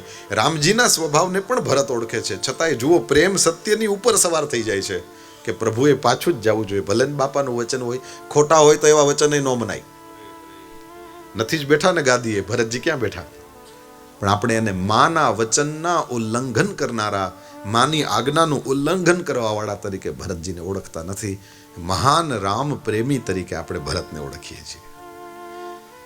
વ્યવહારિક રીતે જુઓ તો કેટલી મર્યાદાઓ તૂટતી દેખાય, પરંતુ જ્યાં પ્રેમ હોય ત્યાં કોઈ નિયમ નહીં. નિયમના જ ખેતરમાં પ્રેમનું પાક આવે, પરંતુ જ્યારે પ્રેમનો પાક આવી જાય પછી નિયમનું ખેતર આવશ્યક નથી રહેતું. પછી એ પાકેલા એ દાણાને આપણે ઘરે લઈ આવીએ છીએ. શ્રી ભરતજી રાત્રિના સમયે નિંદર આવતી નથી. વિચારવા લાગ્યા હવે શું કરવું. સવાર પડી છે. વશિષ્ઠજી મહારાજે ભરતને બોલાવ્યા છે. ભરત અને શત્રુઘ્ન ગયા છે, ગુરુદેવને વંદન કરીને બેઠા છે. વશિષ્ઠજી કહે છે ભરત સાથે બધી તમે તો રાજ્યાભિષેકની સામગ્રી કહ્યું હતું એટલે આપણે બધું લઈ આવ્યા છે, હવે શું કરશું? ત્યારે ભરતજી કહે છે મહારાજ અમે તમને પૂછીએ કે તમે અમને પૂછો? વશિષ્ઠજીએ કીધું, ભરત મારે તને શું કહેવું, જેમ આખી રાત તું નથી સૂતો તારી આંખો કહે છે, એમ તારો આ ગુરુય પડખા બદલતો રહ્યો. અને હું વિચારતો રહ્યો કે તું તો ખાલી રામજી વિશે વિચારતો હતો, પણ મારે તો તમે બે તમારા બાપાની જેમ તમે બે આંખું છો. મોરે ભરત રામ દુઈ આંખી, એવી રીતના મારા માટે દીકરા તુંય મારી એક આંખ છે ને રામેય મારી. કઈ આંખ ફોડું બોલ, મને ખુદને સમજાતું નથી. પણ મેં તને પ્રશ્ન એટલે પૂછ્યો કે કંઈક તારા હૈયામાં હોય એવી વાત મને ખબર પડે. આ જગ્યાએ જબરદસ્ત પ્રેમ અને સત્ય વચ્ચેનું ખેંચાણ. વશિષ્ઠજી કહે છે, ભરત શું કરીએ? ત્યારે કહ્યું કે ગુરુદેવ તમે જેમ આજ્ઞા કરશો ને, મને પાક્કી ખબર છે રઘુનાથજી પણ એમ જ કરશે, કારણ કે તમારી આજ્ઞાનું કોઈ દી ઉલ્લંઘન ન કરે, મને એમનો સ્વભાવ ખબર છે. અને અમારો તો સવાલ જ નથી, અમે તો આખો પરિવાર આપના ચરણારવિંદની રજને પૂજીએ છીએ. તમારા સમાન મોટું કોણ છે મહારાજ? તમે કંઈક નિર્ણય આપો. ત્યારે વશિષ્ઠજી હૃદય ઉપર પથ્થર રાખીને બોલ્યા છે કે ભરત, જો બધુંય વયું જતું હોય ને ભાઈ, એવે સમયે ડાયો માણસ અડધું છોડે. ભરતજી કીધું, બરાબર છે મહારાજ. તો જો તને વાત મગજમાં બેસે ને યોગ્ય લાગે ને, તો એવું કરીએ કે રામ લક્ષ્મણને અયોધ્યા પાછા લઈ જાય અને બાપાનું વચન પૂરું કરવા માટે તું ને શત્રુઘ્ન બે જણા 14 વર્ષ વનમાં ન રહો. હા, ભરત ઊભો થઈને પગે લાગ્યો છે. મહારાજ તમે તો મને 14 વર્ષ કહો છો, અરે આખી જિંદગી વનમાં રહેવા માટે તૈયાર છું જો તમે રઘુનાથજીને લઈ જાઓ. તમારા વચન ઉપર રહેજો, તમારી વાત ઉપર રહેજો, તમે આમાં ફેરફાર ન કરતા. તમે કહેશો તો રામજીને કરવું પડશે. વશિષ્ઠજીએ કીધું, જો ભાઈ આ તો ખાલી મત છે, આમાં હું કાંઈ કોઈ આગ્રહ નથી કરતો, પણ આવો એક મને વિચાર આવ્યો કે યા તો તું ને શત્રુઘ્ન, યા તો તું ને લક્ષ્મણ, આવી રીતે 2 જણા આમ જતા રહો ને 2 જણા આમ જતા રહીએ. બધે માતાઓને એક અવલંબન મળશે, અયોધ્યાવાસીઓ જીવતા રહેશે. નહીં તો ભરત આપણે તો અયોધ્યાવાસીઓને હાચવવા અઘરા થઈ પડે છે. કેવી જબરદસ્ત પરિસ્થિતિ સામે આવીને આખું પ્રેમનું રાજ્ય છે. બધા એકબીજાની મર્યાદા સચવાય એનો આગ્રહ રાખે છે. દશરથજીનું મરણ નકામું ન જાય એના માટે બધા ચિંતા કરે છે. પાછો સાધુ મત, લોક મત, વેદ મત, ધર્મનો જે મત છે બધું સાચવવાનું છે. ભરતજીએ કહ્યું, મહારાજ વાત ઉપર રહેજો, કંઈ ફેરફાર ન થાય. હું તો જિંદગી આખી વનની અંદર રહેવા માટે થઈને તૈયાર છું.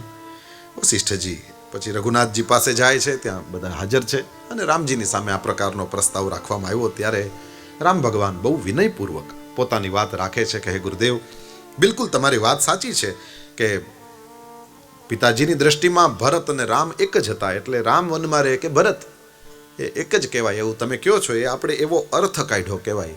પણ મને એમ લાગે છે કે જો સત્ય સાથે કંઈ આપણે છેડખાની કરીએ તો સત્ય સત્ય ન રહે.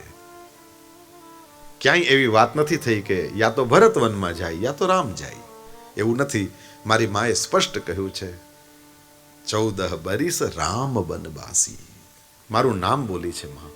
એટલે સત્ય સાથે જો જરા કે આપણે છેડખાની કરીએ તો એ સત્ય ન રહે. પણ છતાંય તમે જેમ આજ્ઞા આપો એમ. બહુ ચર્ચા થઈ, કંઈ નિર્ણય ના આવ્યો. બધા લોકોનો એક જ મત હતો, રામ ભગવાન કદાચ વનમાં રહેવાનું સ્વીકારતા હોય તો કંઈ વાંધો નહીં, પણ કમસે કમ ભરત રાજગાદીનો સ્વીકાર કરે. ભરતજીએ કીધું, મહારાજ જો તમે મને ગાદી ઉપર બેસાડશો તો જેના કારણે સીતારામનો વનમાં વાસ થયો છે એવા પાપીને બેસાડશો તો મારા જેવા પાપીના એ પૃથ્વી પેલી આના ઉપર ગાદી ઉપર બેસવાથી પૃથ્વી રસાતળમાં જતી રહેશે. ભરતજીને રામ ભગવાને કીધું કે રાક્ષસોય રાજા થાય છે, પૃથ્વી પાણી પેલે રસાતળમાં નથી જતી, તું બેસીશ ને જતી રહેશે. કીધું, હા મહારાજ, એના કોઈના કારણે તમારો વનવાસ નથી થયો, મારા કારણે થયો છે. મારા જેવો મહાન પાપી એ આની ઉપર બેસે, મારા જેવો ભૂપતિ, ઓલા બધાય તો રાક્ષસ જ છે ચલો, પણ હું તો કમસે કમ પેલામાં ના ગણાવું ને, હું ભૂપતિ થવાની કોશિશ કરું. રામ ભગવાને પોતાનો પક્ષ રાખ્યો, તું શું કામ ભૂપતિ થવાનો છે, તું ભૂપુત્ર થાજે, પણ તું ત્યાં જઈને રાજગાદીનો સ્વીકાર કર અને એનું પાલન કર તો બીજું તો કંઈ નહીં. પણ ન તો તારા માટે કહું છું, ન તો મારા માટે કહું છું, પણ આપણે દશરથજીના મરણને યાદ રાખવાનું છે. અને આ અયોધ્યાવાસીઓ, આપણા માતાઓ, આપણા ગુરુદેવ, એ બધાનું આપણે રક્ષણ કરવાનું છે, વિચારવાનું છે. વળી પાછા કેટલી જાતનો વિચાર કરવામાં આવ્યો, પરંતુ ક્યાંય કોઈ જગ્યાએ બધા પોતપોતાના પક્ષની અંદર દલીલ આપે છે, પરંતુ પાછા બધા સાંભળતા હોય એ બધા ભરતજી બોલે સાંભળે તો કે હા હા ભરત જ બરાબર કહે છે, પ્રભુએ આમ કરવું જોઈએ. પછી રામ ભગવાન ઊભા થઈને એક શબ્દ બોલે, એક વાક્ય બોલે તો બધા કે હા હા પ્રભુ બરાબર કહે છે. ભરતજી એનું માનવું જોઈએ. તો કોઈને કંઈ સમજાતું જ નહોતું કે આમાં કરવાનું શું. આવડા મોટા વશિષ્ઠજી છે, પણ ગોસ્વામી તુલસીદાસજી એક જગ્યાએ એવું લખ્યું કે જાણે કે એક મોટી નદીમાં પૂર આવ્યું હોય ને એની અંદરથી ધસમસતો પાણીનો પ્રવાહ જતો હોય અને એ નદીને પાર કરવી હોય ને એના માટે કોઈક નાનકડી છોકરી ઊભી હોય કિનારા ઉપર, તો એ છોકરીને એ નદી પાર કરવી કેટલી કઠિન લાગે. એટલી બધી વશિષ્ઠજીની બુદ્ધિ નાનકડી છોકરી જેવી છે. અને આ રામ અને ભરતના પ્રેમની જે કહાની છે એ આટલા ધસમસતા પૂર જેમાંથી જાતા હોય એવી નદી જેવી છે. આવડા મોટા વશિષ્ઠજી જે સાક્ષાત બ્રહ્માજીના પુત્ર છે એની બુદ્ધિ પણ અહીંયા પેલા ધસમસતા પૂર સામે રહેલી નાનકડી છોકરી જેવી દેખાય છે. સર્વથા અસમર્થ, શું કરવું કંઈ સમજાતું નથી. અને એની અંદર મિથિલાથી દૂતો આવ્યા છે. બધાને થોડો આશાનો સંચાર થયો.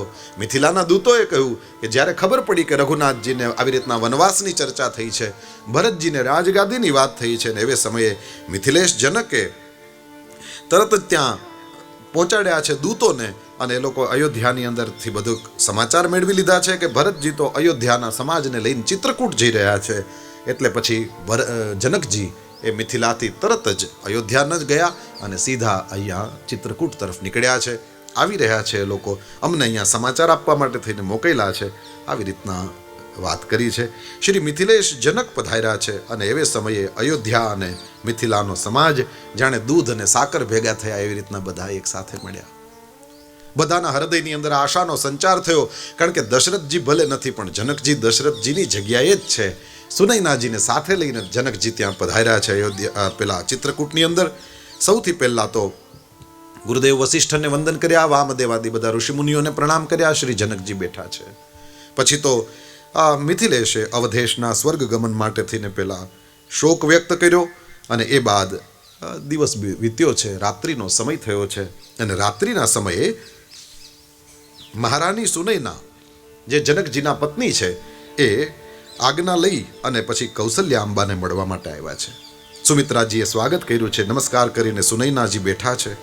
કૌશલ્યાની સામે જ્યારે મહારાણી સુનૈનાએ દશરથજીના મરણ માટે થઈને શોક વ્યક્ત કર્યો, એવે સમયે કૌશલ્યા અંબા બોલ્યા છે કે અવધેશ તો જરૂર ગયા, એનું બધાને દુઃખ હોય, પણ હે સુનૈનાજી, આ રામના વનગમનનું અમને બહુ વધારે દુઃખ છે. બસ અમને ખાલી એક દુઃખ જે વધારે પડતું છે એ છે કે તમારી દીકરીને અમે બરાબર સુખી ન કરી હગ્યા, અમે તમારી દીકરીને બરાબર હાચવી ન હગ્યા. અમારા ઘરની અંદર તમારી દીકરીને આવો દિવસ જોવો પડ્યો. સુનૈનાજી રાજગાદીને લઈને ઝઘડો ચાલે છે. ભરત કહે છે હું રાજા ન બનું, રામ કે હું અયોધ્યા પાછો ન આવી શકું, ગુરુદેવ વશિષ્ઠ અહીંયા છે. હવે અમારે તો જો કાં તો ઈશ્વર મદદ કરે કંઈક અને કાં તો જનકજી મદદ કરે, બાકી હવે અહીંયા આ વસ્તુનો આનો કોઈ અંત નથી આ ચર્ચાનો. સુનૈનાજીની પાસે આવી રીતના વાત રાખી છે શ્રી કૌશલ્યા અંબાએ. અને પછી તો કહે છે જનકજી અને વશિષ્ઠ વગેરે ઋષિમુનિઓ બધા મળે, રાજગાદી માટે કંઈ નિર્ણય કરે તો પછી ભરતજી અને રામજી બંને માનશે. અને બસ કૌશલ્યાજી હાથ જોડીને સુનૈનાજીને કીધું કે મારા વતી તમે જનકજીને ખાલી આટલું કહેજો કે કૌશલ્યાએ કીધું છે કે રામને થોડુંક સહન કરવું પડે તો ભલે કરે, નિર્ણય એવો કરજો કે મારા દીકરા ભરતને ઊની આંચ ન આવે. જો મારો દીકરો ભરત એના પ્રેમને કોઈ રીતની ઊની આંચ આવી તો અમે અમારા સુહાગને તો ગુમાવી દીધો છે, પણ અમે અમારા દીકરાને ક્યાંક ગુમાવી ન બેસીએ. એના પ્રેમનો સર્વ પ્રકારે આદર કરવાનું જનકજીને ખાસ કહેજો. રામ ચલાવી લેશે પોતાનું, એ મારો દીકરો મજબૂત છે. ત્યારે સુનૈનાજી જોઈ રહ્યા છે કૌશલ્યાની સામે કે બરાબર છે, બ્રહ્મ આના જ કોઠામાં પાકે. પોતાના દીકરાનો વિચાર કરતી નથી, ઉલટાનું એમ કહે છે કે ભરતના પ્રેમનો ખાસ ખ્યાલ કરજો. એવો કોઈ નિર્ણય ન કરે જનકજી જેથી કરીને મારા દીકરા ભરતના પ્રેમની એ મર્યાદા કોઈ રીતે તૂટે. આ કૌશલ્યા એક થી એક એને આપણે ચર્ચા કરેલી ના મંડપ તો જ ઉભો રહે જો એક થાંભલો એ પોતાના પેલાને બરાબર પકડી રાખે. આ કૌશલ્યા છે. ધન્ય માતા સુનૈનાજી કહે છે. પછી તો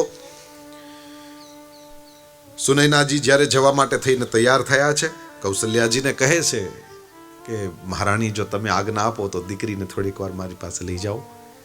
કૌશલ્યાજી કીધું જરૂર, કંઈ પૂછવાની વાત છે. જાનકીજી એ સુનૈનાજી પોતાના માતાની સાથે એમના શિબિરમાં જાય છે. જનકજી બહાર હતા, અહીંયા સુનૈનાજી અને જાનકીજી બેઠેલા, અને પછી પેલી વશિષ્ઠજીની સાથેની મહત્વપૂર્ણ ચર્ચાઓ પૂરી થઈ એટલે જનકજી આવ્યા છે. અને ત્યારે સુનૈનાજીએ કીધું જનકજીને કે દીકરીને હું તેડી આવી છું, દીકરી અહીંયા આવી છે, જુઓ દર્શન કરો. અને ત્યારે શ્રી સીતાજી ઉઠીને બહાર આવ્યા છે. જનકજી જરા વિચારમાં ડૂબેલા હતા અને ત્યાં શ્રી જાનકીજીએ પ્રણામ કર્યા છે. અને જ્યાં જનકજીએ સીતાની સામે જોયું ને વનવાસીનીના વેશની અંદર જાનકીને જોઈ, બાપની જે દશા થઈ છે. પણ વળી પાછો વિચારપૂર્વક મનને પેલું કર્યું તો મુખ ઉપર હાસ્ય આવી ગયું છે. મુખ ઉપર ખૂબ આનંદની રેખાઓ તરવરવા માંડી. જાનકીજી પોતાના બાપને જોવે છે કે એક બાજુ શોક મારા આ વેશને જોઈને, અને બીજી બાજુ મેં જે કર્યું છે એ જોઈને આનંદ, બેયની વચ્ચે મારો બાપનું મન છે ડોલે છે. એ સમયે જનકજી બોલ્યા, પુત્રી પવિત્ર કીએ કુલ દો. હે મારી દીકરી, તે બંને કુળને પવિત્ર કરી દીધા.